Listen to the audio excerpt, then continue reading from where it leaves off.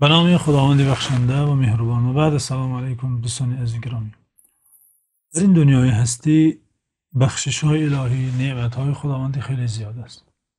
هر کسی پشت هر چیزی خوبی که میخواهد آن را به دست آورد سعی میکند، تلاش میکند. اما در میان همه نعمت های الهی باز نعمت های مخصوص، نعمت های خیلی با امتیاز، نعمت های خیلی ماندگار هستند که برای انسان نفعش هم در دنیا و هم در آخرت میرسد و نفعش باقی است، ادامه یابنده است. بنابراین پیامبر صلی الله علیه و سلم، استاد بشریت، مشفق بر امت، معلم انسانیت، ما و شما امت را در راه هوس کردن، آرزو نمودن، در راه سعی کردن و رسیدن به چیزی از چیزهای خوب نیز راهنمایی کردن، هدایت کردن که چه چیزها ارزنده است که انسان تمنا کند، چه چیزها شایسته است که انسان عمرش را پشت آن صرف کند و هوس داشته باشد که آن چیزها را داشته باشد. چرا پیامبر صلی الله علیه و سلم راهنمایی کردند و فهماندند که باید چرا آرزو کرد، باید هوس چرا خورد؟ چون که بعضی چیزها هست که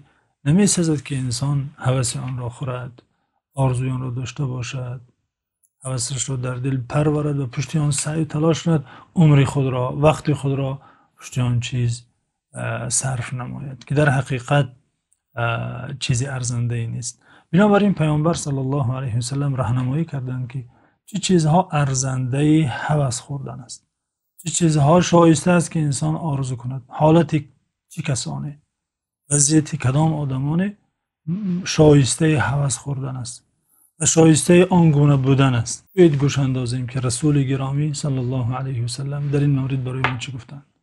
در حدیث مبارکه، در حدیث شریفه که اون را امام بخاری و امام مسلم روایت کردند، پیامبر صلی الله علیه و سلم فرمودند: لا حسد الا في اثنتين، رجل آتاه الله مالا فسلته على هلكته في الحق، ورجل آتاه الله الحكمة فهو يقضي بها ويعلمها. شارحان حدیث، فقها گفتن اینجا حسد به معنای غبطه است، یعنی به معنای هوس خوردن، آرزو کردن. یعنی پیامبر صلی الله علیه و سلم میگن شایسته آرزو کردن، شایسته هوس خوردن نیست مگر حالت دو کس را، حالت دو نفر که حالا نامبر میشوند که کی هستند، شایسته است که بنده مؤمن هوس خورد، شایسته است که آرزو کند که کاش مثل آنها باشد. لا حسد الا في اثنتين، رجل آتاه الله مالا فسلته على هلكته في الحق. نفر اول شخصی که خداوند برایش مال بخشیده، مالدار شده، مال را از راه حلال به دست آورده، دارنده است، توانگر است. فسلته على هلكته في الحق، باز خداوند توفیقش داده که این مال را در راه حق، در راه خیر، در راه خدا صرف کند. مجموع این دو صفت را دارد، هم مال دارد و هم توفیق خرج مال در راه خدا. چون که زیاد کسانی هستند که مال دارند، خدا مالشان داده، اما توفیق خرج مال در راه خدا را ندارند، از این نعمت محرومند. بنابراین حالت شایسته، حالت بزرگ که پیامبر صلی الله علیه و سلم ثنای این حالت خوانده، تحسین گفته ایستادند و دیگران را به رسیدن به این حالت شوقمند کرده ایستادند، حالتی است که مجموع دو این خصلت باشد، مال یافته باشد و مال را در راه خدا خرج کند. فسلته علی هلکته فی الحق. این شخص اول. شخص دوم کیست؟ رجل آتاه الله الحکمت، شخصی که خداوند برایش علم بخشیده، علم وحی، علم حلال و حرام، علم حکمت، علم قرآن، علم شریعت.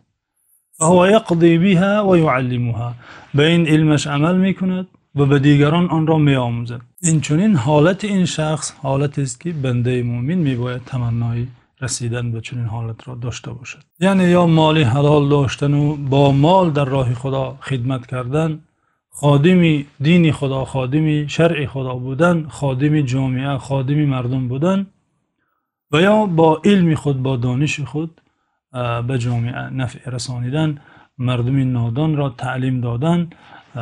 این هر دو حالت است که شایسته تمنا کردن، شایسته هوس بردن است.